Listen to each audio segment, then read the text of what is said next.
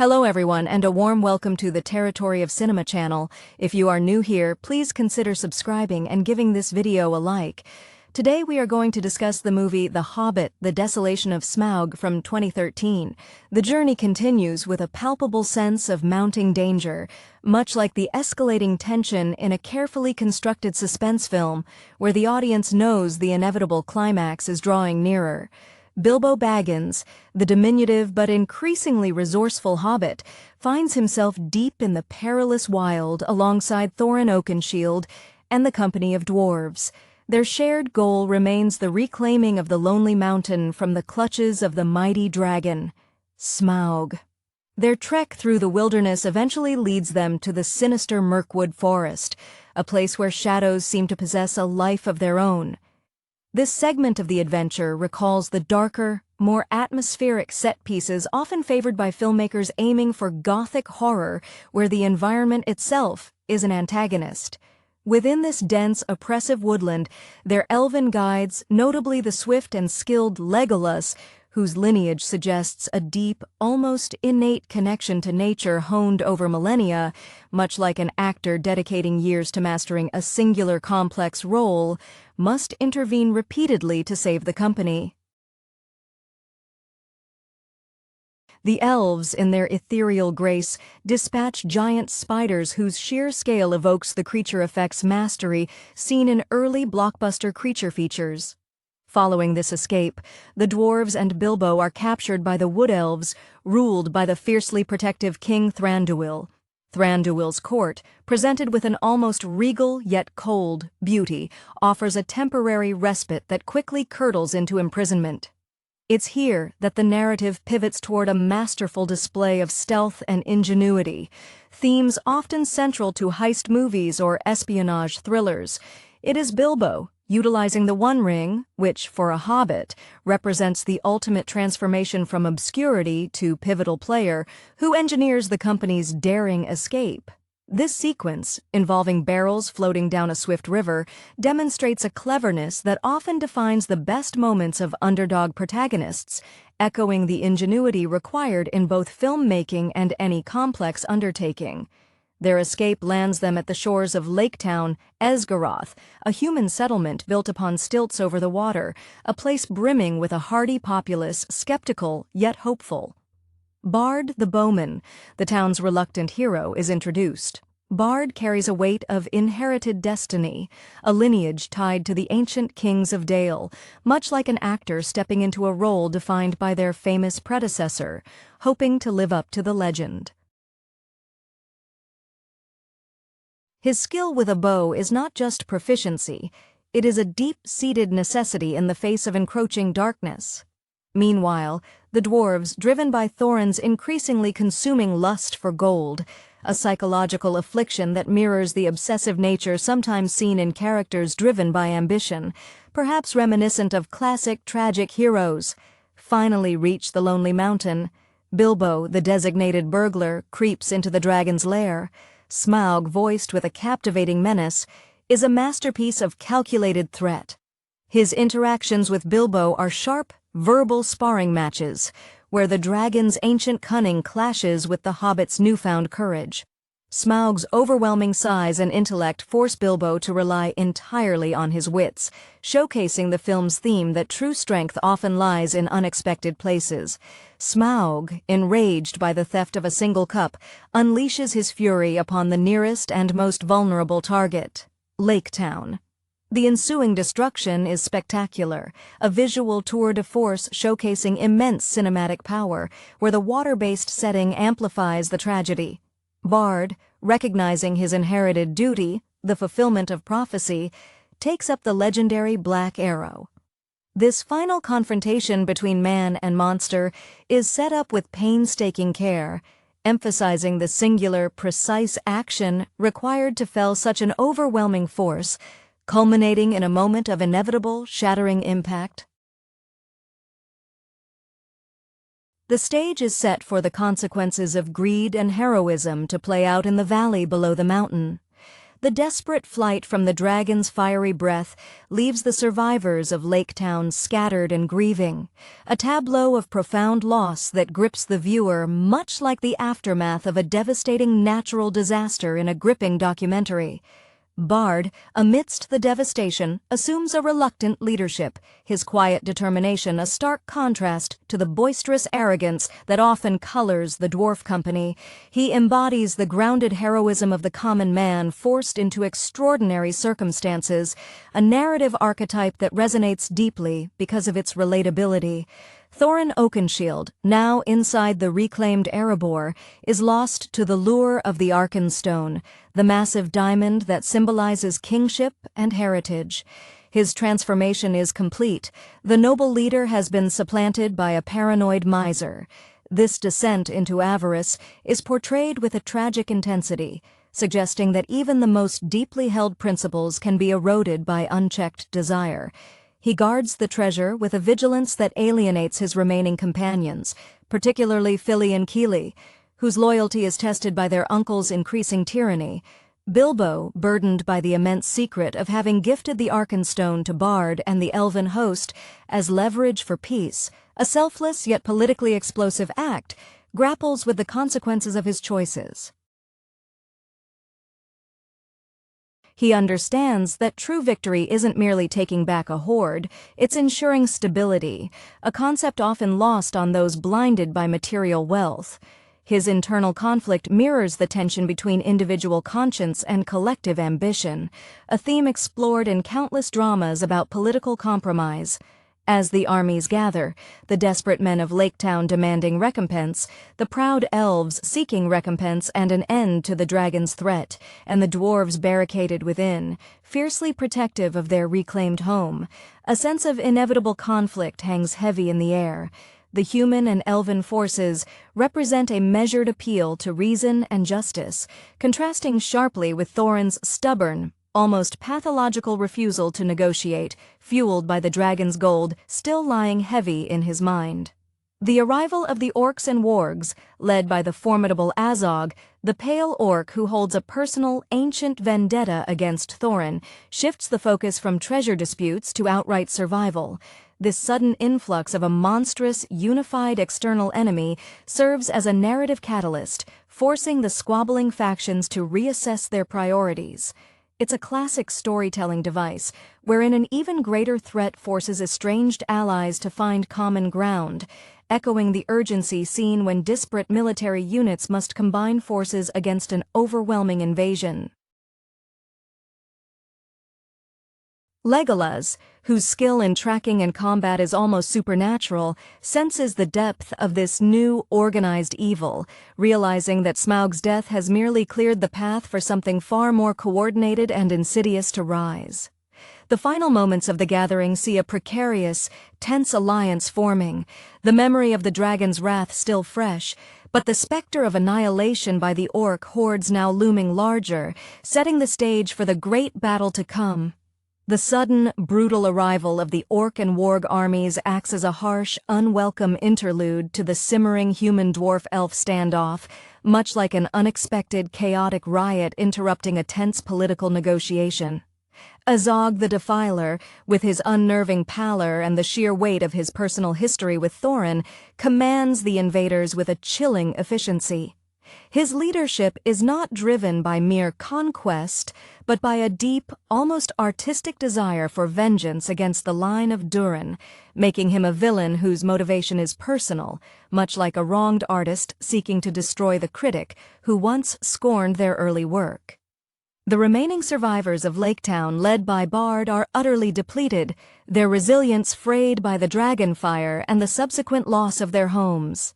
Bard's gaze, though tired, never wavers from the need to protect the children huddled behind the makeshift barricades. This quiet guardianship showcases the true definition of a hero, not the one who seeks glory, but the one who bears the heaviest burdens for the defenseless.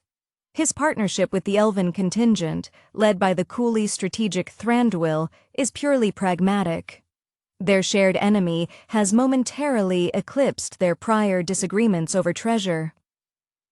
Inside the mountain, Thorin's obsession has reached a fever pitch. He moves through the glittering halls of Erebor like a king haunted by his own riches, his movements stiff, his paranoia palpable.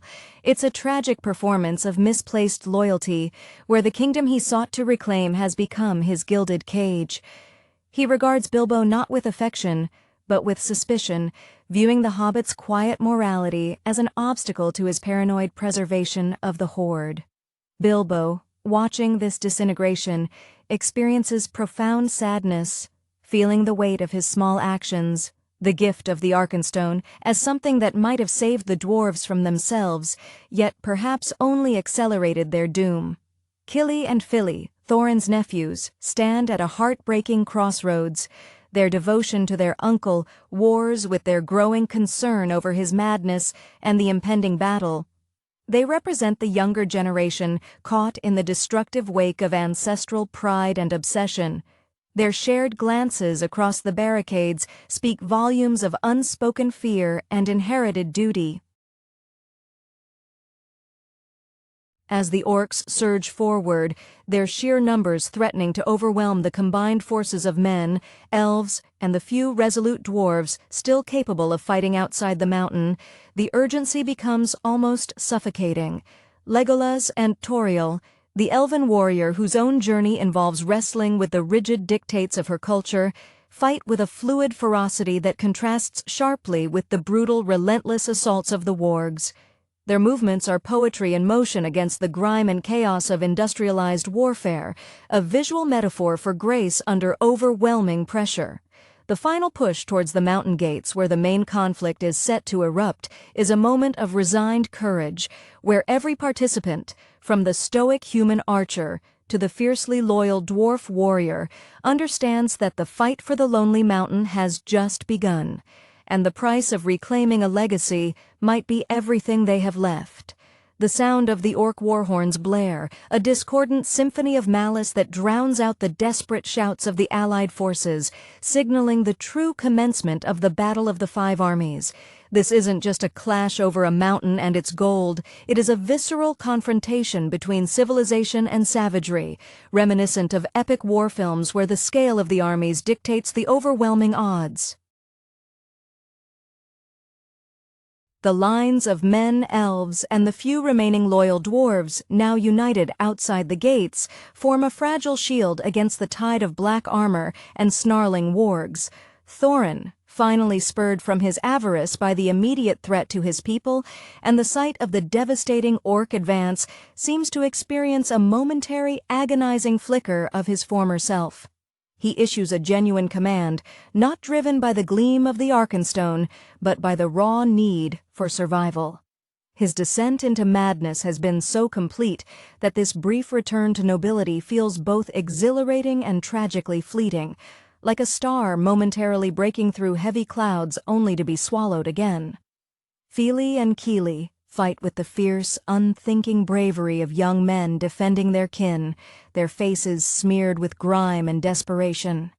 Their actions are driven by deep familial bonds, contrasting sharply with the cold, calculated strategy employed by Thranduil's elven legions, who move with disciplined lethality. Legolas, operating with an almost preternatural spatial awareness, uses the rugged terrain to his advantage, his arrows finding vital marks with the cold accuracy of a seasoned sniper, illustrating that superior technique can briefly hold back brute force. Meanwhile, Bilbo, tucked away near the relative safety of the upper ramparts, watches the carnage with a heart heavy with responsibility. He, the architect of the initial political tension through his discreet delivery of the Arkenstone, now feels the profound, sickening realization that his desire for a peaceful resolution has been violently overridden. His role shifts from strategist to medic and quiet observer, tending to the wounded and offering small comforts, highlighting the Hobbit's innate capacity for compassion amidst wholesale carnage. A quiet heroism often overlooked in grand battles, the battle reaches its zenith when Azog himself breaches the main defensive lines, seeking out Thorin for the final personal reckoning. Their duel is brutal and personal, two figures representing irreconcilable histories locked in a desperate struggle. Thorin, fueled by desperation and a final surge of ancestral pride, fights with a wild intensity that belies his physical exhaustion. It is in this moment of ultimate peril that the narrative turns on sacrifice. The struggle is no longer about reclaiming a kingdom, but about redemption. The fate of the Fellowship, and perhaps the stability of the entire region, hangs on the outcome of these two warriors' final bloody exchange. The clash echoing the intense personal confrontations that define the climaxes of great dramas. The culmination of the duel between Thorin and Azog is a raw, agonizing spectacle of retribution finally met. As Thorin, wounded grievously, manages to strike down the pale orc, a victory steeped in the very blood he spilled for it, the act of vengeance drains the last reserves of his strength. It is a Pyrrhic triumph, echoing the sobering reality that achieving a long-sought goal often leaves the victor irrevocably diminished. His final moments are spent not railing against his enemies, but gazing upon his nephews, a silent acknowledgement of the life he nearly lost through greed. The death of Thorin Oakenshield is delivered with the gravity of a fallen king in an ancient tragedy, his ambition consumed, leaving behind only the noble memory of the leader he once was. The sight of their leader's sacrifice ignites a terrifying, unified fury in Kili and Fili. They fight with reckless abandon, no longer caring for strategy, only avenging their uncle. Their final stand is a testament to familial devotion, mirroring the intense loyalty seen between partners in the most harrowing military campaigns. They are cut down defending the fallen Thorin, their youth extinguished in the heat of battle, cementing the immense, devastating cost of reclaiming Erebor. Witnessing this cascade of death galvanizes the disparate armies. The sight of the dwarf lords falling seems to break the spell of the treasure feud. Bard, his face etched with exhaustion and the lingering sorrow of his town's ruin, rallies the surviving men, his voice cutting through the din, demanding they hold the line not for gold, but for the memory of the slain. Thranduil, ever the pragmatist, recognizes that the orc threat remains paramount, and his forces shift from defensive maneuvering to a focused, near-desperate offensive to crush the remaining organized resistance. Bilbo, emerging from his self-imposed sanctuary, finds himself stepping over the fallen, the ring now a burden rather than a shield. He offers comfort where he can, his small presence a symbol of the compassion that often gets lost in the grand machinations of kings and warriors. His final exchange with Gandalf, who watches the aftermath with a weary wisdom, solidifies the Hobbit's transformation. He has seen the darkness that ambition breeds and the crushing price of pride. The aftermath is one of somber accounting. The remaining gold is still abundant, yet it now feels tainted, heavy with the weight of the lives it cost. Bilbo, choosing integrity over riches, accepts only a meager portion, enough to secure a comfortable life, but nothing that could ever again poison his simple nature. His departure from the lonely mountain is quiet, a solitary act of walking away from glory and bloodshed. He leaves behind a valley scarred by war, but stabilized by sacrifice. The journey back, accompanied by the steadfast Gandalf, is marked by a profound silence, the Hobbit carrying within him the weight of battles fought and wisdom painfully earned, forever an outsider to the great deeds he helped set in motion, yet fundamentally changed by them. The journey back for Bilbo and Gandalf is steeped in a quiet melancholy, the landscape itself seeming to sigh with the exhaustion of recent conflict, much like the quiet desolation following a grand theatrical performance where the applause has faded. Bilbo's physical return to the Shire is deceptively simple, yet his internal landscape is irrevocably altered. He is no longer the fussy, predictable homebody who packed his bags with such meticulous care at the beginning of the adventure. The world has expanded, showing him the vast, terrible machinery of greed and heroism, lessons far more potent than any contained within the dusty tomes of his library. His reception in the Shire is far from the triumphant welcome one might expect for a returned adventurer. Instead, he is met with suspicion and thinly veiled disdain. His neighbors, small-minded and deeply entrenched in their routines, treat his absence as a social dereliction rather than an epic quest. The auction of his possessions, hastily organized due to the community's belief that he was long dead, is a sharp, almost comical slap of reality. This indignity, the threat of losing the very possessions he once prized, only reinforces the profound shift in his values. He fights back, not with a sword, but with the sudden, surprising assertiveness born from facing down a dragon. He reclaims his property, asserting a quiet authority that leaves the gossip-mongers momentarily speechless. Gandalf, the catalyst and constant guardian, watches this process with the patience of an ancient scholar observing the final development of a complex equation. His expressions are often inscrutable, reflecting centuries of witnessing the cyclical nature of heroism and folly among the younger races.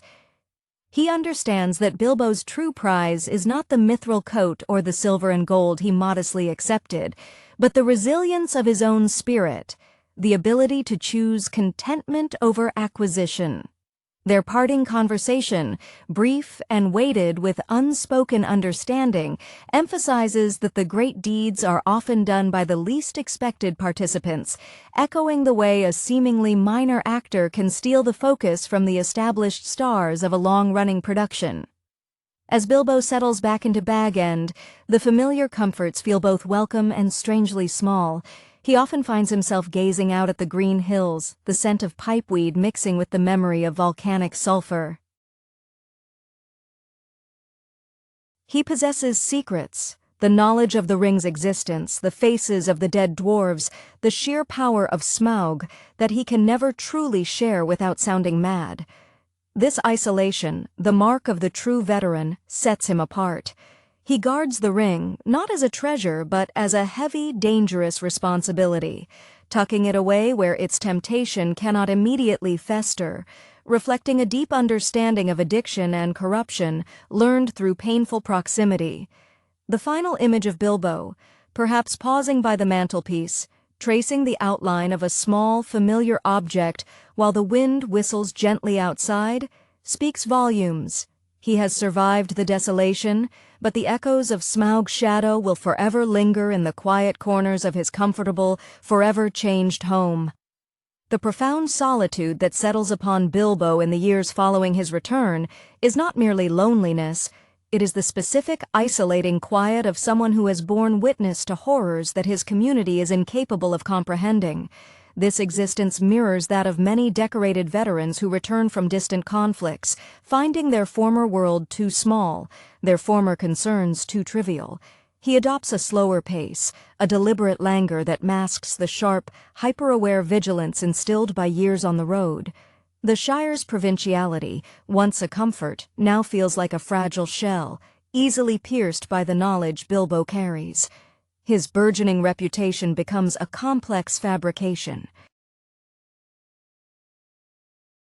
The neighbors see a slightly eccentric, perhaps slightly unnerving hobbit who occasionally produces curious, high-quality trinkets, the payment from his modest share of the lonely mountain hoard, but they cannot see the source of his quiet confidence. They mistake his newfound reserve for aloofness. Bilbo, however, cultivates this distance, understanding that proximity breeds scrutiny, and scrutiny endangers the ring. He treats the ring with the vigilance one reserves for a volatile, priceless antique that could explode if handled improperly.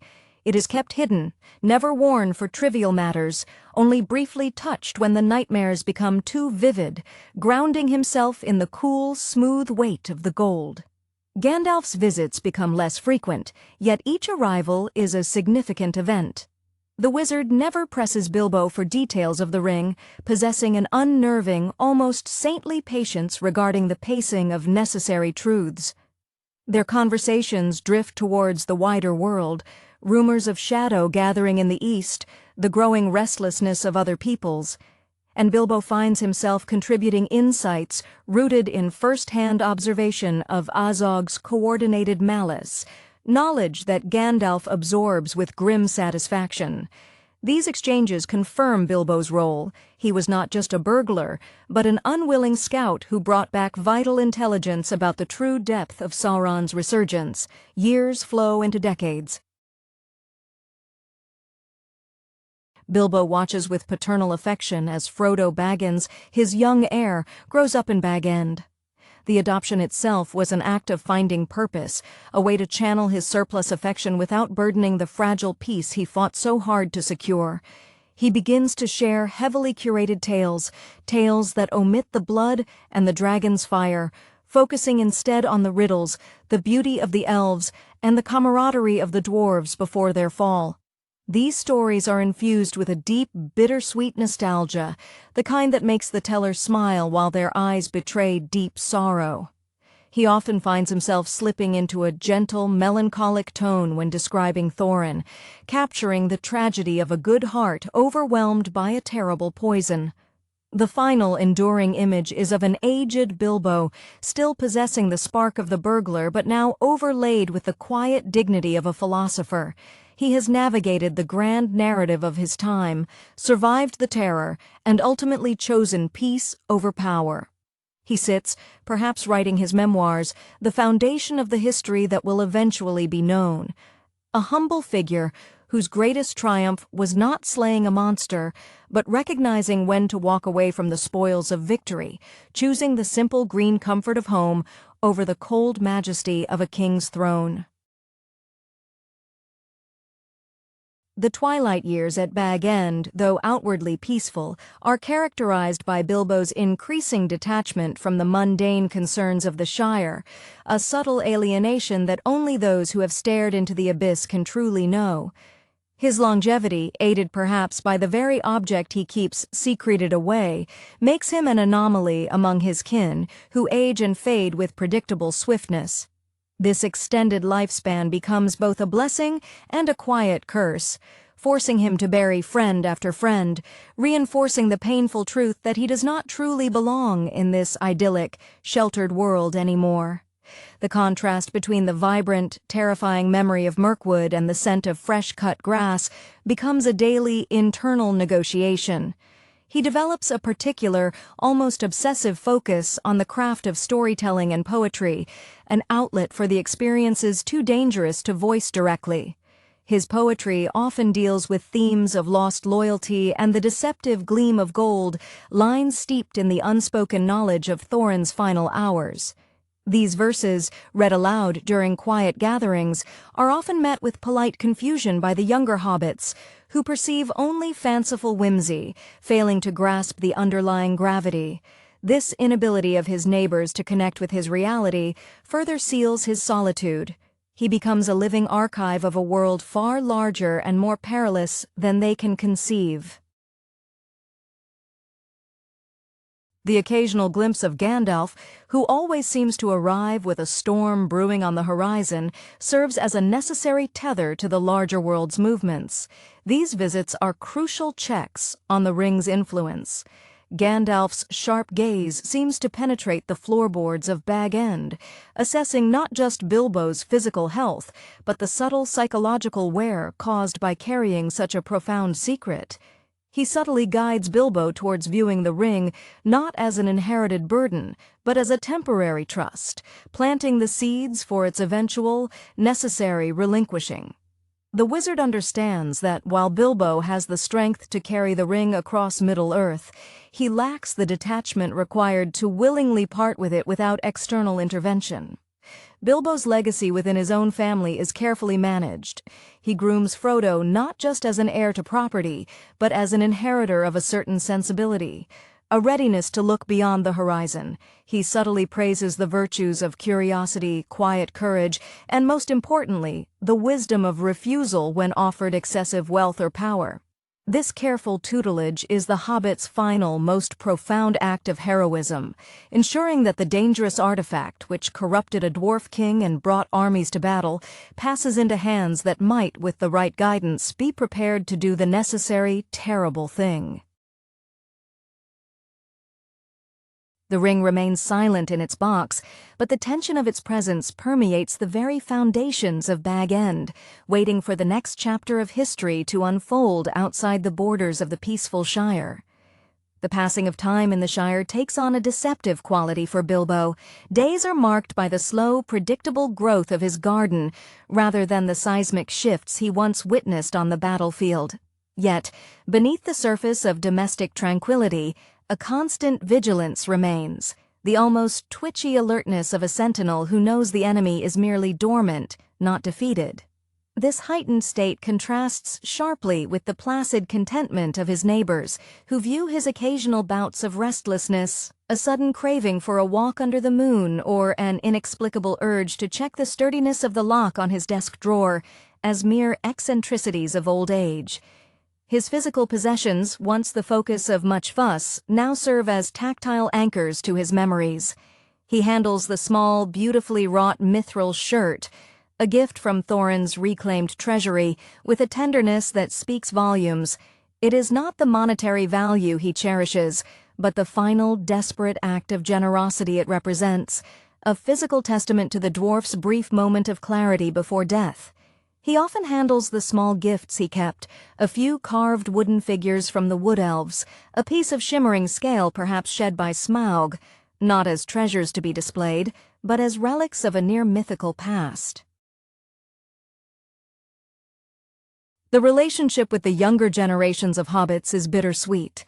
They see him as the oddity, the one who went out there. When they speak of adventures, they speak of tales from books, sanitized and domesticated. Bilbo listens, a faint, knowing smile playing on his lips, recognizing that true adventure is not the pursuit of glory, but the grinding experience of survival and the subsequent moral choices made under duress. He finds a quiet satisfaction in nurturing Frodo, seeing in the young hobbit a spark of that initial, unblemished curiosity that first led him out of his comfortable hole. He imparts lessons through silence as much as through words. The value of small kindnesses, the danger of hoarding, the surprising strength found in saying no to easy power. Gandalf's final prolonged visits before the Grand Reckoning are filled with an urgency that Bilbo can finally match. The wizard senses that the time for passive guardianship is ending. Their discussions move from historical review to immediate existential threats, acknowledging that the victory at the Lonely Mountain merely postponed a larger darkness. Bilbo's willingness to discuss the ring, his history with it, and his fear of its corrupting nature is the greatest gift he can give. It is an admission of failure, the failure to remain entirely untouched by its influence, and the necessary precursor to passing it on. He views the eventual transfer of the ring as a final duty, the closing of a very long, very dangerous chapter. He is preparing himself not just for old age, but for the necessary step of becoming merely Bilbo Baggins of Bag End again, purged of the overwhelming burden of being the ring-bearer. The long goodbye is quiet, dignified, and utterly necessary for the continued safety of the peace he fought to establish. The deepening peace in the Shire begins to feel less like a haven and more like a carefully constructed stage set, one that Bilbo suspects will soon be torn down by unseen forces. His final years are a masterclass in quiet preparation, a slow, deliberate shedding of attachments that mirrors the meticulous winding down of a complex clockwork mechanism. He observes the world through a lens sharpened by dragons and battle, a perspective that lends a tragic irony to the Shire's unwavering focus on gardening schedules and neighborly gossip. This detachment is not cynicism, but rather a profound, world-weary clarity. He understands the impermanence of all things, especially peace. His most treasured possessions are those that carry the heaviest emotional weight, not the jewels of Erebor. The memory of Kili and Fili, their young faces frozen in expressions of desperate loyalty, is a constant, soft ache. He sometimes finds himself staring into the polished surface of his silver, a rare piece he kept, seeing not the reflection of a comfortable hobbit, but a fleeting shadow of the burglar who once faced Smaug. This constant internal dialogue, this processing of trauma and triumph, is the true work of his twilight years. He is essentially composing his own epitaph through his daily, quiet existence. The bond with Frodo deepens into something akin to mentorship on a spiritual level. Bilbo doesn't just teach Frodo songs, he imparts the necessity of humility. He often uses the analogy of the ring as a particularly stubborn piece of luggage, something you carry because you must, but never something you truly desire. He watches Frodo's natural kindness with relief, recognizing in the young hobbit the pure heart that he, Bilbo, momentarily lost in the dark halls of the mountain. The act of preparing Frodo, of instilling in him a healthy suspicion of grand titles and vast wealth, is Bilbo's attempt to inoculate the future against the same poison that nearly consumed Thorin. It is a form of preventative medicine administered across generations. When Gandalf finally makes his intentions clear, that the time is coming for the ring to leave the Shire, Bilbo feels an overwhelming sense of release, an easing of a tension held taut for decades. There is no argument, no struggle. The relief is so immense it borders on spiritual exhaustion. He recognizes that his story has reached its necessary end, and the next act requires a protagonist unburdened by his personal history with the object. His parting with the ring is handled with the precision of a seasoned professional handing over sensitive, critical intelligence. It is not a loss. It is the completion of a mission, albeit one that took far longer than anticipated. The final journey, the quiet slip away from the Shire, is undertaken not with the frantic energy of his departure years prior, but with a gentle, purposeful stride. He leaves behind the cozy confines of Bag End, knowing that its peace is now secured by his absence and his careful preparations. His destination, whispered only between him and Gandalf, suggests a final rest where the healing of long-held wounds might finally be possible. A place beyond the confines of the Shire's judgment, a fitting end for the most unlikely hero of his age, one who proved that the greatest courage often lies in the wisdom to know when to walk away from glory. The departure from the Shire is shrouded in a deliberate, almost theatrical secrecy, a final performance orchestrated by Bilbo and Gandalf to ensure that the transition of the ring remains unobserved by the prying eyes of Middle-earth, much like a stage crew quietly dismantling a set after the final curtain call. For Bilbo, stepping away from Bag End for the very last time is not an act of seeking new adventure, but an act of profound abdication, shedding the final, most dangerous skin of his life. He moves with an aged grace, his step lighter than it has been in decades, for the physical weight of the ring is gone, replaced by the lightness of achieved purpose. The journey eastward toward the Grey Havens is slow, reflective, and deeply personal. It is a pilgrimage of memory rather than exploration. Gandalf acts as a silent escort, recognizing that this final passage must be unburdened by the wizard's own grand destiny or external concerns. This moment belongs solely to the hobbit who dared to defy his nature. They travel through landscapes that Bilbo remembers only vaguely from his outward journey, the familiar green giving way to the wilder edges of the world. But now, viewing them in his advanced age, the scale seems different, less threatening, more poignant. As they approach the sea, the air changes, carrying the damp, saline scent of the undying lands, a promise of peace that seems both utterly foreign and desperately inviting to a creature so deeply connected to the soil of the Shire. Bilbo looks back at the horizon, not with regret for what he leaves behind, his carefully tended garden, his treasured few books, his quiet life, but with a deep, quiet satisfaction for what he ensured would survive, Frodo's future. His legacy is secured not in monuments, but in the potential he cultivated in his heir. At the Grey Havens, the ship waiting is ethereal, almost spectral, unlike the sturdy vessels of men. The elves present are figures of immense ancient serenity, their welcome being one of deep, understanding acceptance rather than fanfare. For Bilbo, this final crossing is the ultimate reward, a chance for his weary spirit to find rest where the ravages of time and corruption, the scars left by Smaug's shadow and the ring's influence, might finally be smoothed away. He is granted passage not as a conqueror or a great warrior, but as a necessary participant whose smallness allowed him to see truths too large for kings. His last look back toward the fading shore of Middle-earth is not one of sorrow for the world he leaves to its troubles, but one of quiet gratitude. He has played his improbable, crucial part. The final step onto the white gangplank is taken with the certainty of a man walking into a long-deserved quiet ending. He enters the realms beyond the circles of the world, a small hobbit stepping into legend, finally free from the burden of being the ring-bearer, leaving behind a perfectly executed if reluctant act of heroism that shaped the fate of the very world he so desperately wished to avoid. The sea voyage itself is a gentle suspension of time, a slow drift into the ethereal where the worries of Middle-earth seem to dissolve in the mist. For Bilbo, the experience is less like travel and more like a gradual fading of color, the sharp edges of his memories softening into the gentle tones of legend. He sits near the prow, Gandalf a comforting silent presence nearby, observing the subtle changes in the hobbit's demeanor.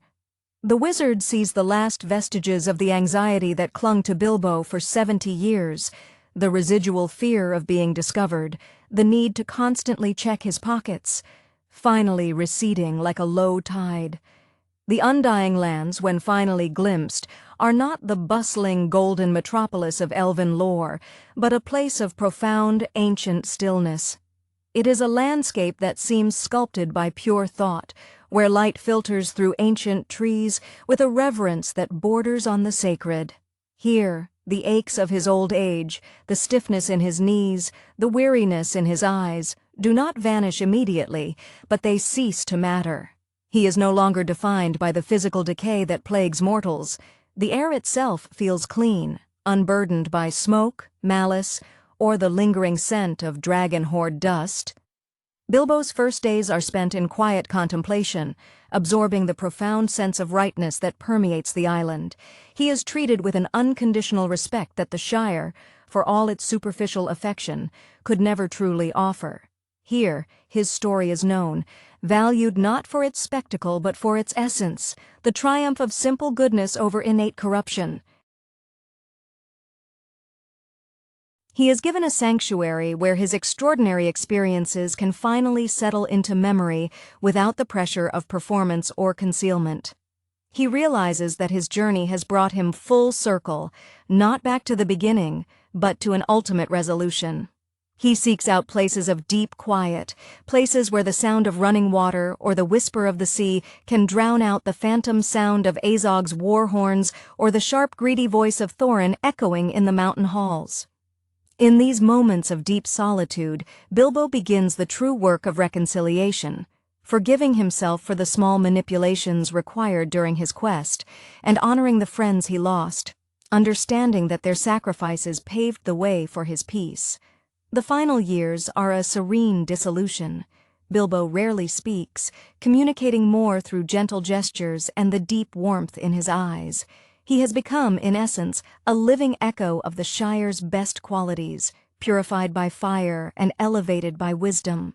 When his time finally comes, a gentle, voluntary cessation of breath, a final sigh that carries no pain, it is as natural and unforced as a leaf falling in autumn. He passes not into oblivion, but into a peaceful merging with the very essence of the place, his spirit finding the rest that no comfortable armchair in Bag End could ever truly offer. He leaves behind no physical remains that will decay. His story, however, is woven irrevocably into the tapestry of Middle-earth, the quiet tale of the small person who changed the course of great events, ensuring that the green, quiet comfort of the Shire would, for a time, endure. The passing of Bilbo from the shores of Aman is marked not by grand ceremonies, which he always eschewed, but by a subtle shift in the very atmosphere of the realm, a momentary deepening of the light, a more resonant chord struck by the sea breeze. It is the quiet acknowledgement of a true, unforced victory. His spirit, finally unbound from the physical tether of the ring and the decades of imposed normalcy, ascends into a state of pure, untroubled existence. In the Shire, the immediate aftermath of his departure is almost unnoticed, perfectly aligned with Bilbo's final wish. Frodo, now the master of Bag End, feels the loss acutely, a hollow space where the familiar scent of old paper and pipeweed used to reside. Yet this grief is strangely clean, untainted by the guilt or secrecy that shadowed Bilbo's final years. Frodo understands, instinctively, that his uncle did not merely die. He graduated. He left behind a world that was too small for the truth he held, moving to a place where the telling and the retelling of tales held genuine meaning. Frodo inherits the small, unassuming wooden box containing the few items Bilbo kept from his adventure, the small, worn copy of The Hobbit containing his own narrative, the mithril shirt folded neatly, and the ring itself, resting upon a scrap of faded velvet. The ring, though physically present, feels inert in this purified environment. Frodo touches it once, feeling only the faint chill of ancient metal, devoid of the menacing charisma it possessed when Bilbo wore it daily. This initial unemotional contact is the greatest testament to Bilbo's success. He managed the corruption without being utterly consumed by it, passing on a manageable challenge rather than an active poison. The true weight of Bilbo's legacy manifests decades later, not in any written history, but in the very character of the hobbits who live in the early Fourth Age. They are subtly less provincial, a little more open to the strange, the unexpected. A few children, captivated by the legendary figure of old Mr. Baggins the Adventurer, still try to sneak out toward the borders of the Shire, not seeking dragons, but seeking experience.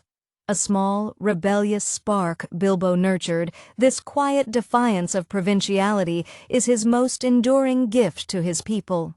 Gandalf, observing these changes from afar, might allow himself the smallest, most genuine smile. He understands that Bilbo was the essential key, the unexpected compliant carrier who demonstrated that even the smallest beings could hold immense destructive power without becoming that power. Bilbo's final destination, the place where he finds his deserved rest, is the symbolic end of the quest. He proved that true heroism is not about achieving kingship or accumulating treasure, but about the integrity of the spirit when faced with overwhelming temptation. He achieved the rare feat of entering legend without losing his essential self, finding peace not on a throne, but in quiet anonymity beyond the maps of men. The Desolation of Smaug plunges deeper into Peter Jackson's ambitious reimagining of Tolkien's Middle-earth, serving as the sprawling, action-heavy middle installment of a trilogy that, by necessity, struggles with pacing and momentum inherent in adapting a relatively compact novella. This film picks up immediately from An Unexpected Journey, thrusting the audience alongside Thorin's company and Bilbo Baggins into the increasingly hostile Mirkwood Forest. Martin Freeman continues to anchor the film as Bilbo, embodying that quintessential Hobbit reluctance, slowly curdling into reluctant heroism. His gradual transformation from timid homebody to resourceful burglar, evidenced by his increasingly bold decision-making, particularly his confrontation with the spiders, is a highlight, showcasing Freeman's nuanced ability to play anxiety evolving into courage, skills honed across his diverse career spanning thoughtful dramas like The Office to blockbuster roles that demand quick wit. The scope widens considerably here, moving the focus away from cozy pastoral settings towards direct confrontation and high-stakes adventure. The introduction of Tauriel, played by Evangeline Lilly, is perhaps the most significant departure from the source material, a decision that injected necessary dynamism and a contemporary action sensibility into the narrative. Lily, known for physically demanding roles, brings a fierce, almost warrior poet energy to the Sylvan Elves, and her subplot with Keeley serves to humanize the otherwise aloof woodland realm, even if it occasionally feels structurally tangential to the central quest narrative concerning Smaug. Speaking of Smaug, Benedict Cumberbatch's vocal performance is nothing short of magnificent. This dragon is not merely a beast, he is ancient intellect, narcissistic grandeur, and simmering malice distilled into molten gold. Cumberbatch imbues Smaug with Shakespearean cadence, his voice undulating between seductive persuasion and terrifying rage. The sequence within the treasure hoard of Erebor, where Bilbo's stealth and the dragon's psychological probing clash, represents the film operating at its peak dramatic intensity. This sequence draws heavily on the cinematic tradition of high-tension thrillers, utilizing suffocatingly close framing and sharp shifts in scale. The film's visual language remains stunning, though arguably more cluttered than the first installment. Jackson and cinematographer Andrew Lesnie masterfully contrast the claustrophobic gloom of Mirkwood, punctuated by vibrant, almost hallucinatory color palettes during the spider attack, with the gleaming, overwhelming decadence of Erebor. The river chase sequence through Esgaroth, Laketown, stands out as a masterful piece of kinetic filmmaking.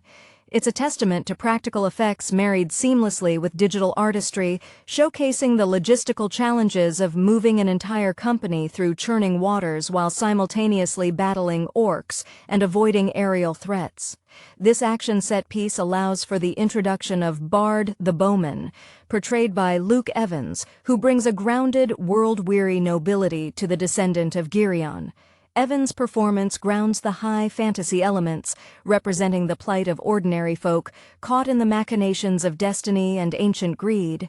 Where the film occasionally falters is in its necessary expansion. To justify a three-film structure, threads involving the necromancer, Sauron, in Dol Guldur are given more screen time, featuring the reunion of the White Council, Gandalf, Saruman, Galadriel, and Elrond. These scenes, featuring actors of immense gravitas like Ian McKellen and Cate Blanchett, serve to elevate the overarching stakes of the world, but sometimes slow the immediate momentum of the dwarves' journey. Jackson, drawing on his experience directing massive ensemble pieces, ensures these confrontations feel suitably weighty, but they often feel like necessary homework rather than organic plot progression. The film succeeds brilliantly when focused on the core ensemble, Bilbo, Thorin, and the immediate peril, but occasionally buckles under the weight of external exposition required to bridge the trilogy. It is a bridge film, undeniably, but one constructed with extraordinary visual flair and anchored by superb central performances. The narrative drive of The Desolation of Smaug pivots entirely on the escalating tension between Thorin Oakenshield's desperate ambition and the looming shadow of Smaug's wrath. Richard Armitage's portrayal of Thorin is increasingly fraught. The gold sickness, or dragon sickness, subtly begins to infect his resolve long before Smaug is even encountered. Armitage expertly balances the inherent nobility of a deposed king with a rising paranoia, his rigid posture and clipped tones suggesting the internal battle against avarice.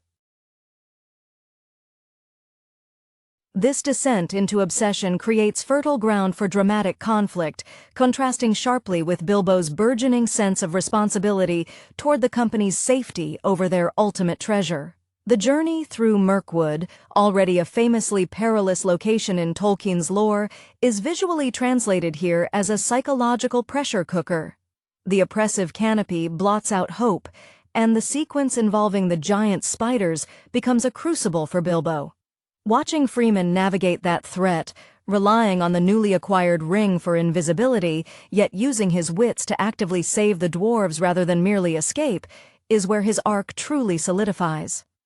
It is the moment the burglar stops being merely a reluctant participant and becomes an indispensable agent of survival, demonstrating an emotional intelligence that transcends brute force.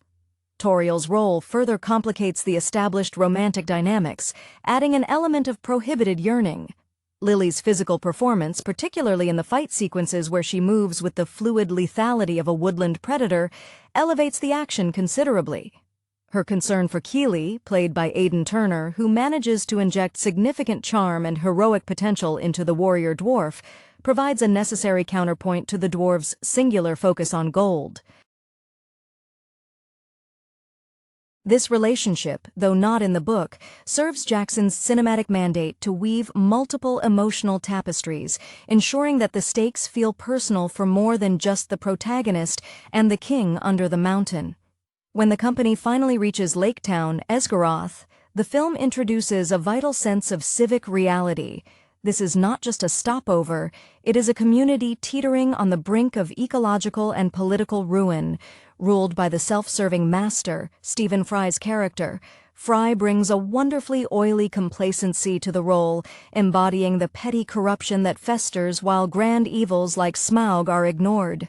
Bard, as the inheritor of a forgotten duty, stands in stark opposition to the master's self-interest. Evans plays Bard with an undercurrent of weary fatalism, a man who knows his destiny involves slaying a fire-breathing terror, but has very little faith in the political structures meant to support him. This grounding in the human element prevents the middle chapter from becoming entirely focused on mythical creatures and magical exploits. The brilliance of the film culminates in the confrontation with Smaug. The sheer scale of the dragon, rendered in exquisite, terrifying detail, necessitates the awe-inspiring cinematography of the lonely mountain's interior. The echoing vastness of the treasure chamber emphasizes Bilbo's infinitesimal position relative to the dragon's power. Cumberbatch's dialogue delivery is a masterclass in calculated menace. He toys with Bilbo, probing for weaknesses, making the audience feel the very heat of his breath. The subsequent escape and the ensuing destruction of Lake Town shifts the film's genre abruptly from high fantasy adventure to apocalyptic thriller. Jackson utilizes the massive destruction sequences not just for spectacle, but to underscore the devastating real-world consequences of unchecked greed. Smaug's revenge is indiscriminate destruction wrought upon innocent bystanders, a heavy thematic note that anchors the fantasy in human tragedy. The momentum established by the final third, focused on Bard's desperate preparation and the sheer devastation unleashed, leaves the audience gasping, perfectly setting the stage for the inevitable third-act conclusion. The final act of The Desolation of Smaug transitions with brutal efficiency from the claustrophobic terror inside Erebor to the wide-scale catastrophe engulfing Lake Town, perfectly illustrating the film's central theme, the cost of avarice. Thorin's behavior, increasingly insulated by the aura of Smaug's gold, becomes the tragic fulcrum of the ensuing chaos. Armitage's commitment to showing the slow erosion of his kingly honor is evident in his increasing impatience with Gandalf and his outright dismissal of Bard's warnings. There is a palpable sense that the dwarves, having narrowly escaped one dragon's clutches, are blindly rushing into another kind of doom, a spiritual one orchestrated by the very object of their desire. Bilbo, having played his crucial role in waking the beast and stealing the Arkenstone, though its significance remains largely foreshadowed here, is left watching the disintegration of his companion's sanity from a distance. Freeman expertly conveys the guilt and alarm of the Hobbit realizing the true price of their victory over the dragon. It has merely unleashed human suffering.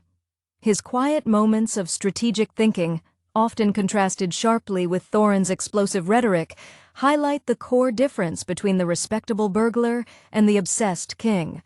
Bilbo functions as the moral compass that Thorin increasingly ignores. The sequence involving the unleashing of Smaug upon Lake Town is a masterful display of blending visceral emotion with overwhelming visual effects. The sheer kinetic energy of the dragon's flight, tearing through the wooden structures of the town, is horrifying precisely because of the localized human drama playing out beneath him.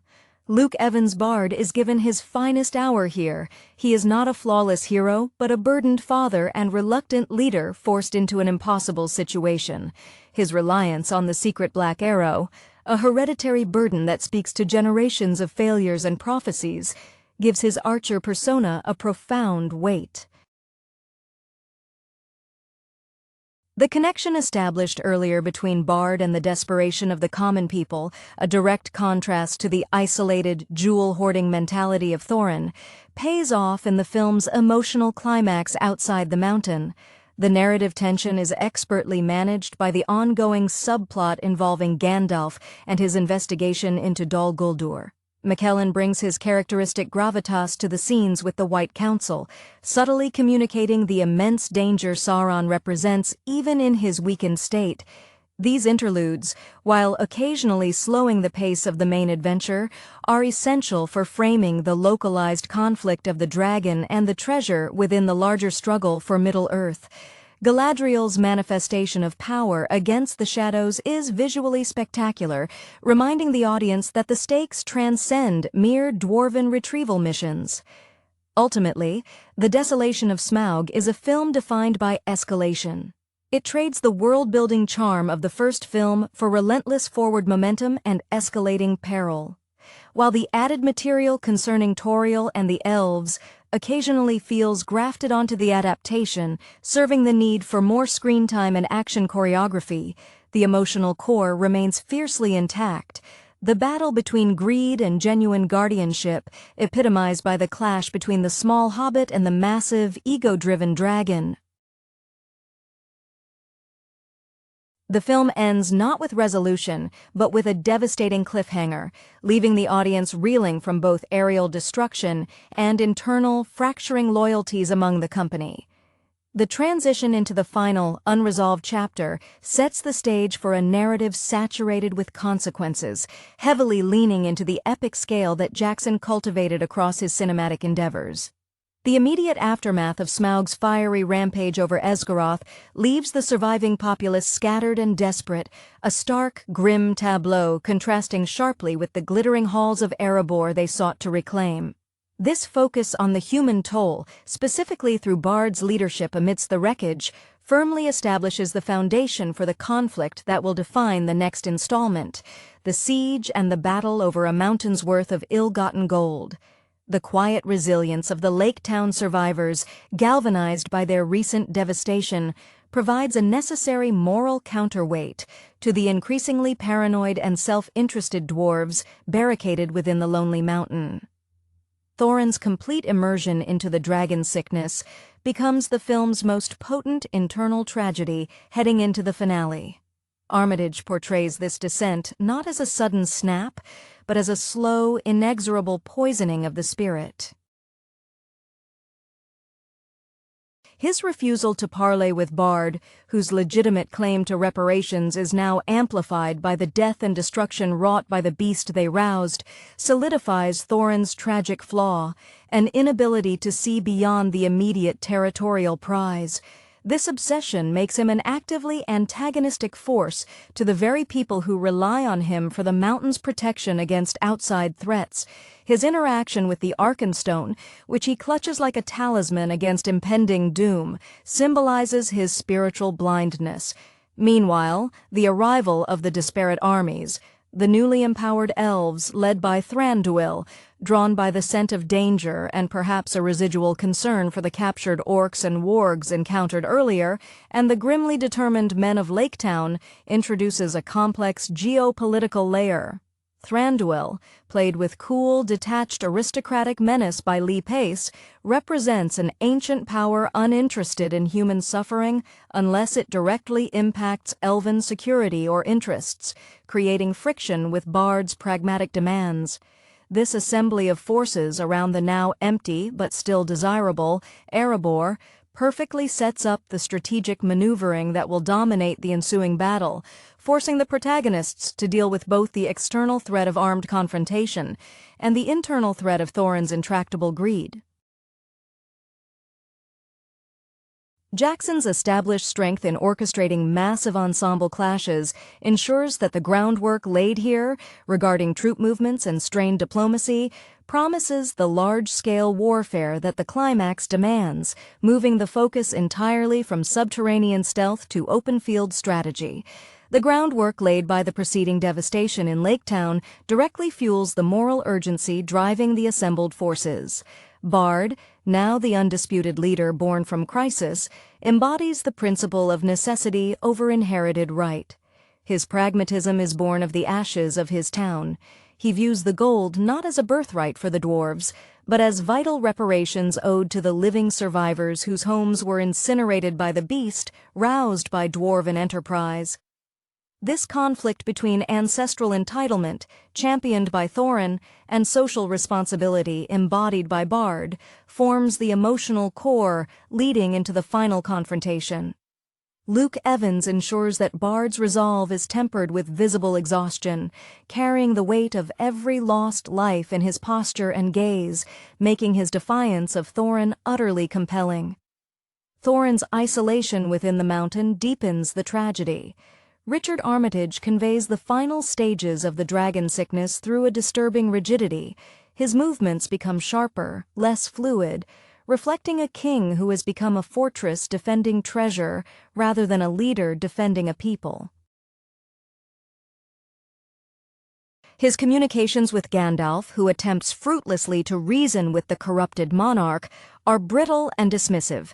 This is the ultimate corruption, the hero becoming the obstacle. Freeman's Bilbo, positioned precariously between his loyalty to his king and his growing allegiance to the plight of the men and elves, carries the film's conscience. His decision to steal the Arkenstone, the symbolic heart of Thorin's obsession, is the ultimate act of betrayal committed out of ultimate loyalty to the dwarf he once knew. The arrival of Azog and the Orc army shifts the narrative abruptly from a political dispute over treasure to an existential war for survival. Bolg, Azog's vengeful successor, serves as the embodiment of pure, relentless antagonism, a physical manifestation of the shadow rising from Dol Guldur. The visual depiction of the Orc horde gathering on the plains around Erebor is designed to inspire overwhelming dread, showcasing Jackson's unparalleled ability to stage vast numbers of hostile entities without losing the sense of individual menace emanating from their leaders. This unexpected external threat forces the elves, the men, and the first few sensible dwarves, led by figures like Dwalin and Fili, into a unified, desperate alliance. The ensuing battle sequences leverage the full technological and artistic might of the production house. The elves' entrance, a wave of disciplined, lethal beauty descending from the mountainsides, contrasts with the grim, determined, and under-equipped defense mounted by Bard's forces. The initial clash is less about victory and more about buying time for Gandalf to race back with news of reinforcements, and, more importantly, time for Thorin to perhaps shake off the gold's suffocating grip. The dynamic action choreography, heavily influenced by Lily's contributions and the general emphasis on kinetic movement throughout the trilogy, ensures that even amidst the sprawling chaos, moments of personal heroism, such as Killy's fervent defense of his comrades, register powerfully. This middle-to-end segment is pure spectacle built upon deeply personal, fractured relationships, ensuring that the audience cares not just about who wins the mountain, but whether the heroes can salvage their souls in the process. The unfolding chaos of the Battle of the Five Armies becomes the ultimate crucible, testing every bond forged and every moral choice made throughout the preceding narrative. Jackson masterfully orchestrates the clash of disparate motivations, the elven pursuit of vengeance and order, the men's fight for subsistence and survival, and the dwarven internal war between avarice and honor. Lee Pace's Thranduil commands the elven contingent with chilling detachment. His concern is efficiency, his primary objective securing their borders rather than necessarily saving the human refugees, a calculating coldness that underscores the ancient divisions in Middle-earth. His forces move with an almost inhuman precision, a visual metaphor for the elves' long-sighted, sometimes unemotional perspective. Conversely, the surviving dwarves who remain loyal to Thorin present a picture of grim, almost suicidal bravery.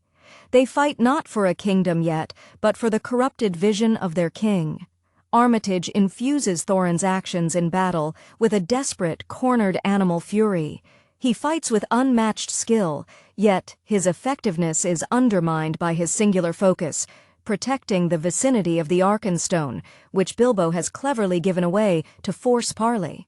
This small, pale stone, the heart of the mountain's wealth, becomes the physical manifestation of the temptation that nearly cost Thorin everything. Bilbo's role during the battle is predominantly one of witness and moral facilitator. Having removed himself from the immediate fight after delivering the Arkenstone, Freeman portrays his withdrawal as a necessary act of self-preservation mixed with profound sorrow. He is watching the man he admired devolve completely, realizing that his greatest act of friendship, forcing Thorin to face reality, may have cost him his life through the ensuing battle escalation. His quiet horror as the field becomes saturated with blood is the audience's emotional anchor against the large-scale carnage. The introduction of the goblins and wargs, led by the formidable Azog and his son Bolg, serves to abruptly unify the disparate factions. The sight of the Orcish tide surging across the plain forces an immediate ceasefire between the elves, men, and dwarves. This external threat is depicted with raw, brutal physicality, leveraging the advancements in digital character animation to make every orc feel menacingly substantial. The fight sequences are unrelenting, emphasizing desperate stands rather than heroic charges. The final moments concerning Thorin are particularly poignant. When the dragon sickness finally breaks, catalyzed by the realization of impending doom from the orcs, and perhaps a flicker of his former self responding to danger to his allies, Armitage executes a swift, heartbreaking pivot. The king returns just in time to fight honorably, but too late to save himself. His final moments, sharing a silent, understanding farewell with Bilbo amidst the bodies of his nephews, Fili and Kili, who fought and died fiercely protecting their lineage, underscore the film's central theme, that reclaiming lost heritage often necessitates sacrificing the very ambition that fueled the reclaiming in the first place. This sacrifice redeems Thorin in Bilbo's eyes, cementing the bittersweet success of the quest. The film concludes with the sense of exhaustion and the heavy cost of victory, setting a somber tone for the resolution of the larger war in the subsequent installment. The quiet aftermath of the Battle of Five Armies, following the initial surge of adrenaline and loss, ushers in a period of somber reckoning and necessary realignment for the surviving members of the company and the Allied forces. The initial focus shifts from the immediate, visceral survival to the grim task of tending to the wounded and accounting for the dead, an acknowledgement of the immense human and elven cost paid for the reclamation of a single mountain. Richard Armitage's final performance as Thorin is marked by an aching fragility. The brief resurgence of his true nature in the battle's climax is immediately overshadowed by mortal injury, making his final moments with Bilbo intensely personal and heartbreakingly brief. The exchange between them is not one of grand pronouncements but of shared understanding, a quiet acknowledgement of the journey's toll and the strength Bilbo unexpectedly provided. This final tenderness underscores the profound shift in their relationship. The timid hobbit ultimately proved the truest steward of the dwarves' honor. With Thorin, Fili, and Kili gone, the question of leadership falls upon Dain Ironfoot, who arrives late to the conflict, but is steadfast in his allegiance to his kinsmen. His character, though less developed in this particular installment, provides a necessary grounding element for the dwarves, a figure rooted in tradition, but capable of recognizing the scale of the sacrifice. His acceptance of Bard's reparations is less an act of immediate generosity and more a pragmatic recognition of the new political reality established by the shared bloodshed against Azog's forces. The alliance, though strained, holds because the common enemy proved more destructive than their mutual greed. Luke Evans Bard is left presiding over a community utterly shattered, his temporary victory over Smaug now overshadowed by the overwhelming need for reconstruction and governance. He is the reluctant king elevated by catastrophe, forced to broker peace and manage the distribution of the newly opened treasure. a treasure now tainted by the blood spilled over it. This narrative thread deliberately denies the audience the easy satisfaction of a grand treasure hoard distribution, instead focusing on the logistical and emotional burden of wealth won through war. Bard's quiet determination to rebuild Esgaroth ensures that the human consequence remains central, a narrative foil to the dwarves' obsessive focus on ancestral stones. Meanwhile, Gandalf, ever the orchestrator, begins the process of stitching the larger Middle-earth narrative back together. McKellen's presence in the closing scenes is crucial, providing the calm, knowing wisdom that contrasts with the recent chaos. His departure with Bilbo marks the true end of the Hobbit's adventure. The return journey is framed not as an exciting escapade, but as a quiet, reflective passage home. Freeman's portrayal of Bilbo during this homeward stretch suggests a man fundamentally altered, quieter, more perceptive, and carrying invisible scars that his comfortable Shire life will struggle to mend. He has seen the worst excesses of ambition and the heights of selfless courage, experiences that no amount of tea and seed cakes can easily erase. The film closes with a definitive sense of completion for the quest itself, yet leaves the world poised on the brink of the wider conflict, signaled by the enduring threat of the shadows driven back from Dol Guldur, ensuring that the cinematic tapestry woven by Jackson remains vast and unresolved.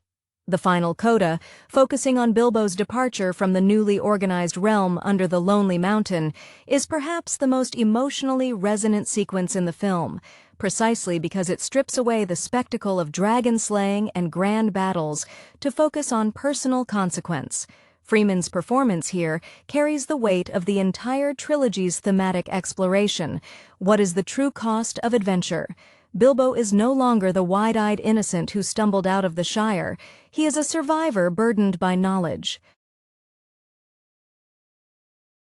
His quiet farewell to the dwarves, especially the stoic nod exchanged with Dain, now king under the mountain, and the final glance back at the mountain that nearly consumed them all, is laden with unspoken understanding.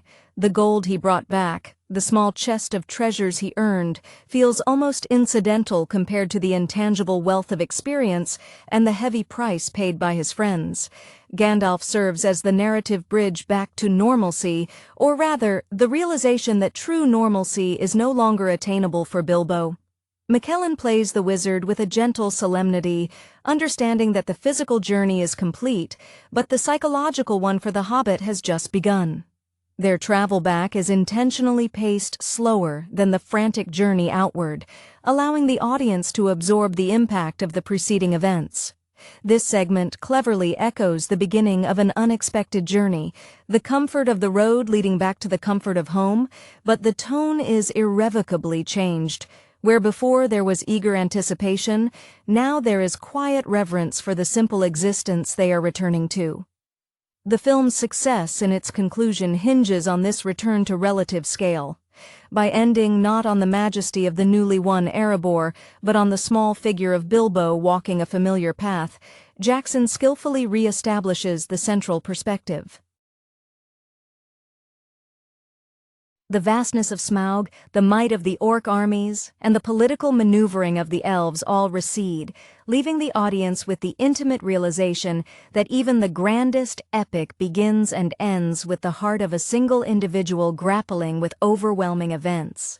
The unresolved tensions of the wider world, the lingering shadow of Sauron that Gandalf was investigating, are acknowledged as the necessary prelude to the next, even larger conflict. But the Desolation of Smaug earns its closing moments by providing a resonant, albeit sorrowful, closure to the dwarves' immediate quest, paid for in the lives of kings and princes. This bittersweet resolution prevents the film from becoming merely an extended action sequence, grounding the fantasy in tangible, tragic human emotion. The narrative closure provided by Bilbo's trek back to the Shire, accompanied by Gandalf, offers a crucial decompression chamber for the audience after the explosive intensity of the final battle. This segment is vital because it allows the thematic residue of ambition, loss, and sacrifice to settle. Freeman embodies a nuanced weariness, The easygoing nature that characterized the first film has been tempered by confrontation and moral compromise. When he glances back at the peaks of the Misty Mountains, the look is not one of triumph, but of profound melancholy mixed with relief. He has fulfilled his contract as a burglar, but the cost exacted on the souls around him, especially Thorin's final, redeemed moment, weighs heavily on his spirit. This is the moment the true weight of adventure manifests itself, moving beyond mere physical fatigue into existential exhaustion. Gandalf's role in these final scenes is that of the knowing mentor guiding his charge away from the fray. McKellen's subtlety here is profound.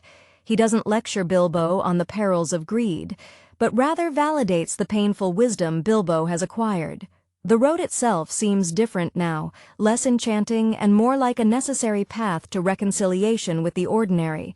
The conversation, if one were to imagine it continuing, would revolve around the ephemeral nature of kingship and treasure, contrasting sharply with the enduring, quiet value of hearth and home.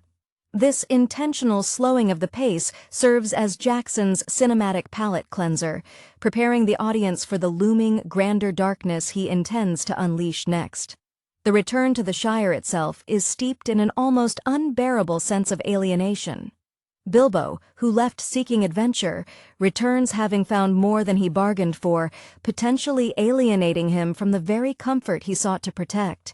The Shire's perfection now seems fragile, almost unreal, when measured against the scale of war and dragonfire witnessed. This final emotional beat solidifies the film's central thesis, that even successful quests leave permanent, often unwelcome, marks on the soul of the adventurer. While the dwarves achieved their material goal, their victory was paid for by the loss of their integrity and key leaders, a sobering realization that elevates the entire trilogy beyond simple adventure fare into a cautionary tale about the corrupting influence of obsession, even when cloaked in the guise of righteous reclamation. The ending is therefore not a fanfare, but a whisper of profound change. The lingering scent of wood smoke and cooled dragonfire, though geographically distant, clings invisibly to Bilbo Baggins as he finally crosses the borders of the Shire. This return journey, meticulously crafted to feel both familiar and deeply unsettling, is Jackson's subtle acknowledgement that in epic storytelling, there are no true returns to the status quo. The adventure, once concluded, becomes an indelible part of the traveler's very being. Freeman plays the subtle shifts in Bilbo's demeanor with remarkable restraint. The famous Hobbit politeness is overlaid with a new seriousness, a guardedness that suggests he now sees the potential for darkness lurking beneath every green hillock. He carries the silence of the mountain's horde and the screams from Lake Town within him. Gandalf, ever the pragmatist when dealing with the larger tides of history, is careful not to push too hard, allowing the Hobbit the space to process the sheer magnitude of what he has witnessed and participated in. McKellen projects an almost paternal concern, understanding that Bilbo has faced trials, psychological and physical, that no respectable Hobbit should ever endure. Their parting is brief but meaningful. The wizard knows his own path leads inevitably towards the gathering storms in Mirkwood and Dol Guldur, the larger narrative threads that demand his attention. He leaves Bilbo with the understanding that while the dragon is slain, the shadows that breed such avarice and destruction remain potent forces in Middle-earth. The material wealth Bilbo acquired, though significant in the Shire's eyes, is treated with an almost dismissive air by the Hobbit himself. The trinkets and small gifts from the dwarves, particularly his own unique sword sting and the mithril coat, a prize secured during the frantic aftermath of the battle, represent tangible memories, but they are overshadowed by the memory of Thorin's final, redeemed glance. The gold, which drove so much conflict, now holds little allure for the Hobbit who learned firsthand how easily it can turn a noble heart to poison. This newfound indifference to material wealth completes his transformation from a creature of comfort to a seasoned traveler of conscience. The final framing of the film, The slow, deliberate shot of Bilbo finally reaching Bag End, perhaps finding his possessions auctioned off due to his perceived disappearance, serves as the ultimate commentary on the nature of belonging and adventure. The Shire almost rejects him for having dared to change. This societal friction, though briefly explored, confirms that the true desolation was not just Smaug's ruin of a town, but the permanent alienation felt by those who have seen beyond their comfortable borders. This quiet, almost melancholic conclusion provides the necessary emotional weight, ensuring that the Desolation of Smaug does not stand as merely an action bridge, but as a profound meditation on sacrifice and the irreversible nature of courage. The narrative's final lingering shot on Bilbo, often seen re-entering the Shire amidst the murmurs and suspicion of his neighbors, intentionally fractures the illusion of a neat, triumphant conclusion. This alienation, the subtle social penalty for having embraced the extraordinary, becomes the true denouement of his personal arc. Freeman portrays this awkward reintegration not as simple annoyance but as a deep, existential dislocation. The familiar trappings of home, the neatly ordered pantry, the well-tended garden, now feel like a stage set he no longer quite fits into. He sees the world with elvish clarity and dwarven understanding of price, qualities utterly unappreciated in the quiet parochialism of Hobbiton. This subtle emotional fallout directly contrasts with the lingering, unresolved geopolitical situation Gandalf is soon to confront. The wizard's necessary departure confirms that while the dragon crisis is over, the War of the Ring is merely entering its prologue. The forces of darkness, though repelled from Erebor and the immediate vicinity, have regrouped, and the necromancer in Dol Guldur remains a simmering threat, demanding immediate action from the greater powers of Middle-earth. Gandalf carries the burden of this larger knowledge, a secret that separates him even further from the simple contentment Bilbo seeks to reclaim. McKellen ensures that the wizard's farewell is underscored by this impending doom, a silent promise of future conflict that frames the happy ending as merely a temporary reprieve. The fate of the material spoils from Erebor, now governed by Dain Ironfoot, and overseen by the practical needs of rebuilding Laketown under Bard's direction, symbolizes the transition from mythological quest to political reality. The gold, having proven its ability to incite war and madness, is now being systematically laundered through reconstruction and diplomacy. This pragmatic distribution, far less romantic than hoarding, highlights the mature responsibilities thrust upon the survivors. Bard's success in this endeavor, ensuring his people are housed and fed, solidifies him as the true inheritor of leadership in the region, a figure defined by foresight rather than lineage or greed. His quiet competence stands as the antithesis to Thorin's final, self-destructive obsession. Ultimately, the Desolation of Smaug functions as the necessary bridge between charming fairy tale and epic tragedy. Its ambition required stretching the source material, injecting necessary action, like the expansion of Tauriel's role or the detailed political maneuvering, to fill the expansive screen time. While these additions occasionally strained the structural integrity, they succeeded in developing secondary characters, lending gravity to the world beyond Bilbo's immediate perspective. The film's enduring power lies in its depiction of how victory is often indistinguishable from profound loss, leaving the audience with the bittersweet taste of success that cost its central hero too much of his innocence. The echoes of the Battle of Five Armies, though muted by distance and time as Bilbo retreats toward the Shire, leave a deep, almost subsonic resonance in the narrative's thematic conclusion. This transition, from the roar of battle to the rustle of leaves on the road to Bag End, is deliberately jarring, emphasizing the vast chasm between the world of epic struggle and the insulated peace of the hobbits. Freeman's Bilbo is now characterized by a perpetual vigilance. His eyes, which once sparkled with mischievous curiosity, now possess a sharp, assessing quality, the result of having stared down death and avarice in their purest forms. He carries the memory of Kili and Fili's sacrifice like a physical weight, a stark counterpoint to the small hoard of treasure he brings back, which feels paltry in comparison to the lives lost.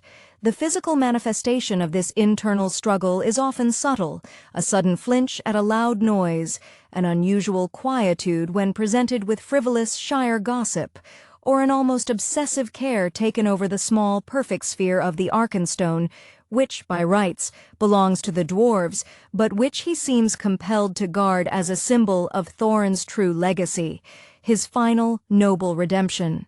This small, luminous stone becomes Bilbo's secret talisman against the creeping dread that the world is larger and crueler than he ever suspected.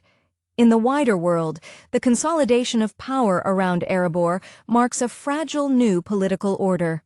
Dain Ironfoot, taking the throne, embodies a staunch, unyielding dwarven pride, but it is a pride tempered by the recent devastating near-extinction of their line. His governance is characterized by a stern respect for the pacts made in extremis, particularly the uneasy alliance with Bard.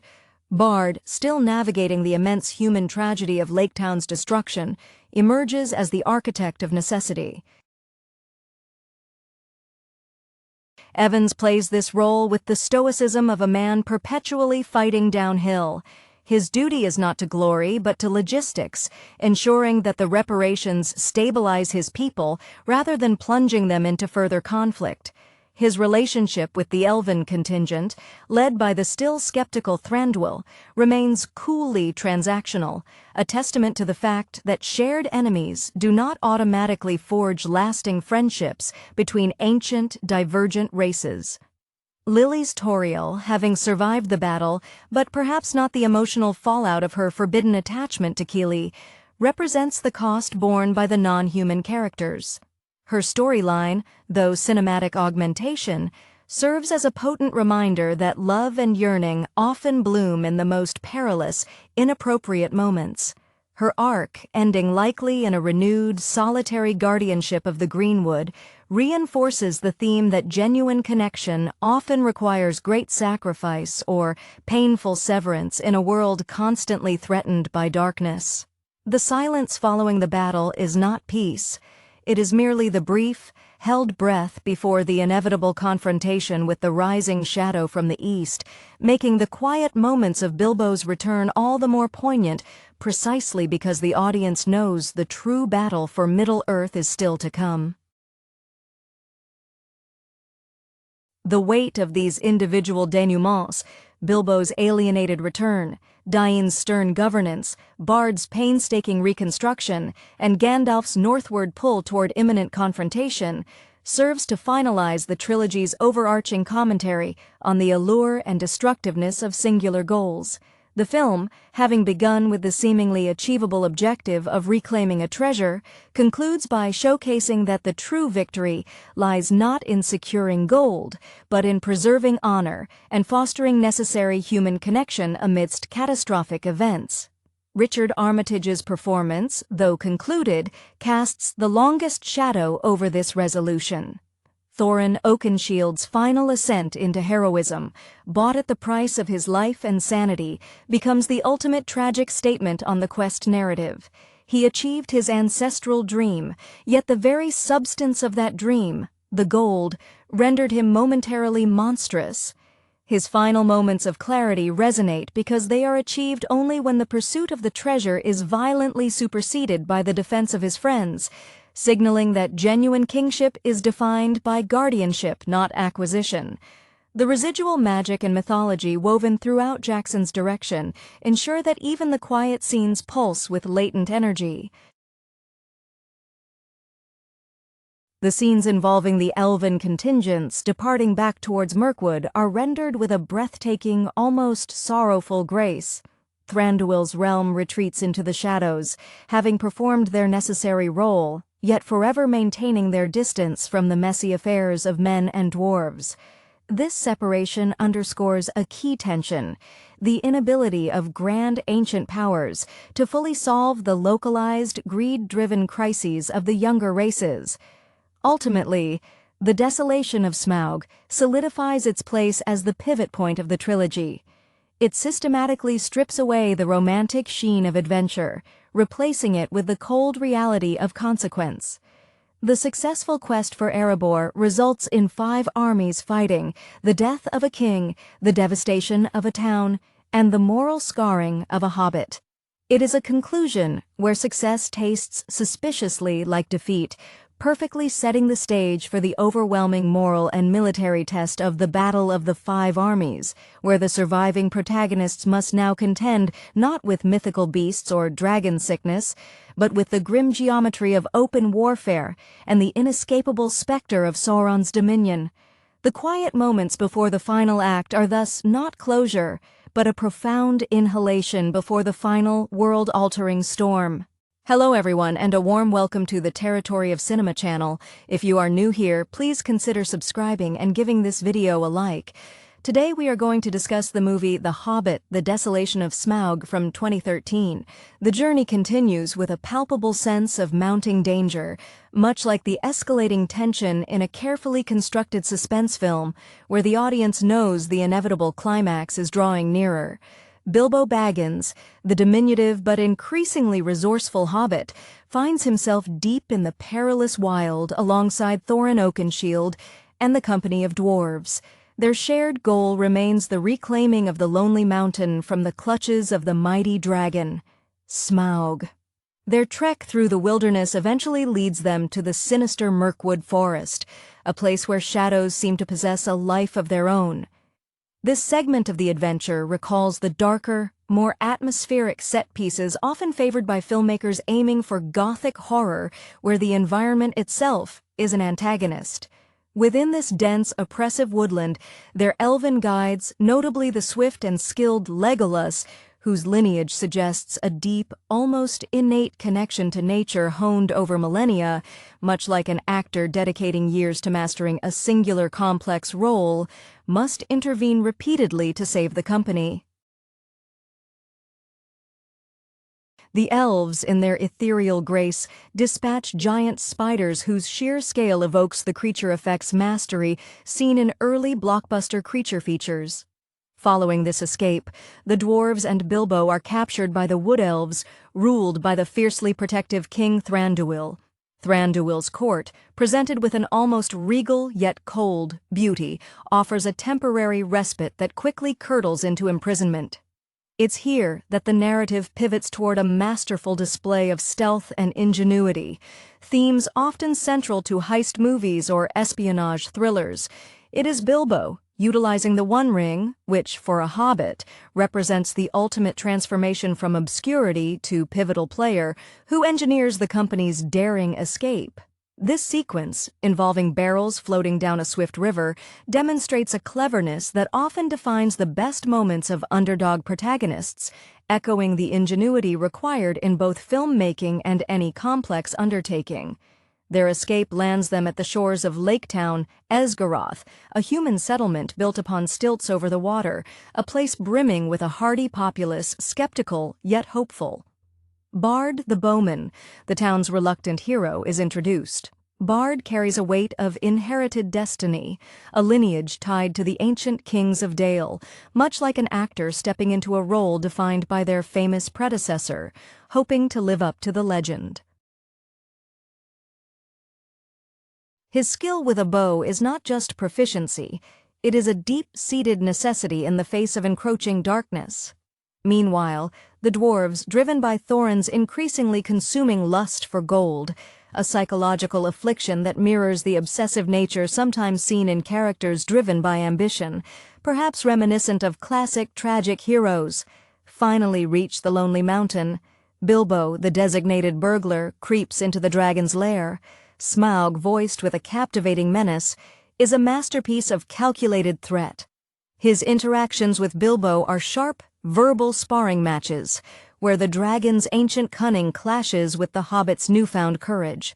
Smaug's overwhelming size and intellect force Bilbo to rely entirely on his wits, showcasing the film's theme that true strength often lies in unexpected places. Smaug, enraged by the theft of a single cup, unleashes his fury upon the nearest and most vulnerable target, Lake Town.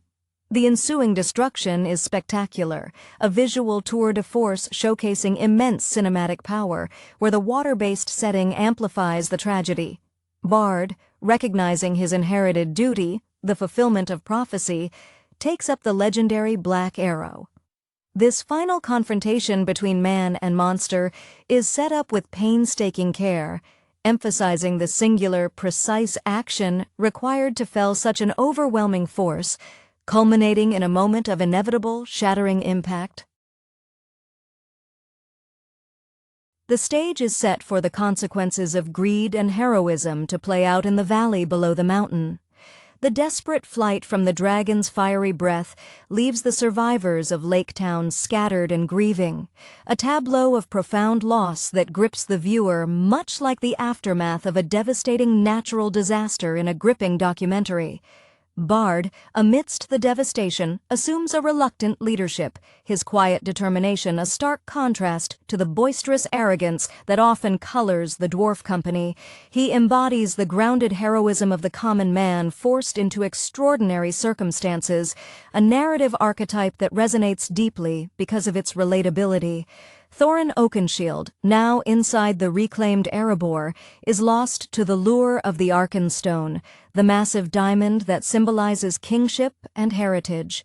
His transformation is complete. The noble leader has been supplanted by a paranoid miser. This descent into avarice is portrayed with a tragic intensity, suggesting that even the most deeply held principles can be eroded by unchecked desire. He guards the treasure with a vigilance that alienates his remaining companions, particularly Fili and Kili, whose loyalty is tested by their uncle's increasing tyranny. Bilbo, burdened by the immense secret of having gifted the Arkenstone to Bard and the elven host as leverage for peace, a selfless yet politically explosive act, grapples with the consequences of his choices. He understands that true victory isn't merely taking back a horde, it's ensuring stability, a concept often lost on those blinded by material wealth. His internal conflict mirrors the tension between individual conscience and collective ambition, a theme explored in countless dramas about political compromise. As the armies gather, the desperate men of Lake Town demanding recompense, the proud elves seeking recompense and an end to the dragon's threat, and the dwarves barricaded within, fiercely protective of their reclaimed home, a sense of inevitable conflict hangs heavy in the air. The human and elven forces represent a measured appeal to reason and justice, contrasting sharply with Thorin's stubborn, almost pathological refusal to negotiate, fueled by the dragon's gold still lying heavy in his mind. The arrival of the orcs and wargs, led by the formidable Azog, the pale orc who holds a personal, ancient vendetta against Thorin, shifts the focus from treasure disputes to outright survival. This sudden influx of a monstrous, unified external enemy serves as a narrative catalyst, forcing the squabbling factions to reassess their priorities. It's a classic storytelling device, wherein an even greater threat forces estranged allies to find common ground, echoing the urgency seen when disparate military units must combine forces against an overwhelming invasion. Legolas, whose skill in tracking and combat is almost supernatural, senses the depth of this new, organized evil, realizing that Smaug's death has merely cleared the path for something far more coordinated and insidious to rise. The final moments of the gathering see a precarious, tense alliance forming, the memory of the dragon's wrath still fresh, but the specter of annihilation by the orc hordes now looming larger, setting the stage for the great battle to come. The sudden, brutal arrival of the orc and warg armies acts as a harsh, unwelcome interlude to the simmering human-dwarf-elf standoff, much like an unexpected, chaotic riot interrupting a tense political negotiation. Azog the Defiler, with his unnerving pallor and the sheer weight of his personal history with Thorin, commands the invaders with a chilling efficiency. His leadership is not driven by mere conquest, but by a deep, almost artistic desire for vengeance against the line of Durin, making him a villain whose motivation is personal, much like a wronged artist seeking to destroy the critic who once scorned their early work. The remaining survivors of Laketown, led by Bard, are utterly depleted, their resilience frayed by the dragon fire and the subsequent loss of their homes. Bard's gaze, though tired, never wavers from the need to protect the children huddled behind the makeshift barricades. This quiet guardianship showcases the true definition of a hero. Not the one who seeks glory, but the one who bears the heaviest burdens for the defenseless.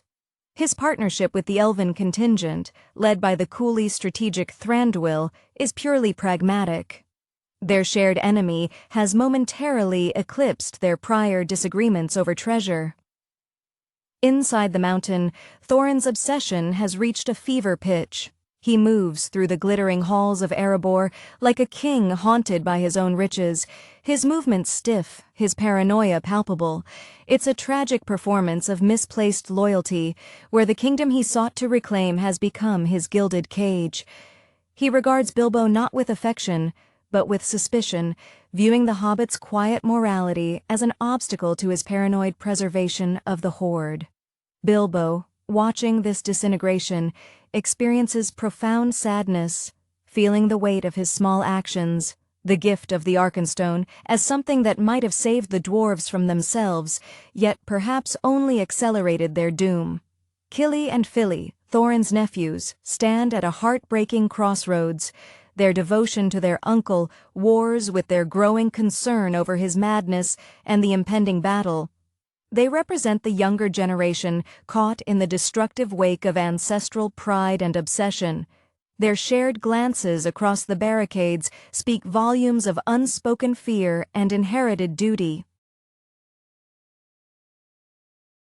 As the orcs surge forward, their sheer numbers threatening to overwhelm the combined forces of men, elves, and the few resolute dwarves still capable of fighting outside the mountain, the urgency becomes almost suffocating. Legolas and Tauriel, the elven warrior whose own journey involves wrestling with the rigid dictates of her culture, fight with a fluid ferocity that contrasts sharply with the brutal, relentless assaults of the wargs. Their movements are poetry in motion against the grime and chaos of industrialized warfare, a visual metaphor for grace under overwhelming pressure. The final push towards the mountain gates, where the main conflict is set to erupt, is a moment of resigned courage, where every participant, from the stoic human archer to the fiercely loyal dwarf warrior, understands that the fight for the lonely mountain has just begun, and the price of reclaiming a legacy might be everything they have left. The sound of the orc war horns blare, a discordant symphony of malice that drowns out the desperate shouts of the allied forces, signaling the true commencement of the Battle of the Five Armies. This isn't just a clash over a mountain and its gold, it is a visceral confrontation between civilization and savagery, reminiscent of epic war films where the scale of the armies dictates the overwhelming odds. The lines of men, elves, and the few remaining loyal dwarves, now united outside the gates, form a fragile shield against the tide of black armor and snarling wargs. Thorin, finally spurred from his avarice by the immediate threat to his people, and the sight of the devastating orc advance, seems to experience a momentary, agonizing flicker of his former self. He issues a genuine command, not driven by the gleam of the Arkenstone, but by the raw need for survival. His descent into madness has been so complete that this brief return to nobility feels both exhilarating and tragically fleeting, like a star momentarily breaking through heavy clouds only to be swallowed again. Fili and Kili fight with the fierce, unthinking bravery of young men defending their kin, their faces smeared with grime and desperation. Their actions are driven by deep familial bonds, contrasting sharply with the cold, calculated strategy employed by Thranduil's elven legions, who move with disciplined lethality. Legolas, operating with an almost preternatural spatial awareness, uses the rugged terrain to his advantage, his arrows finding vital marks with the cold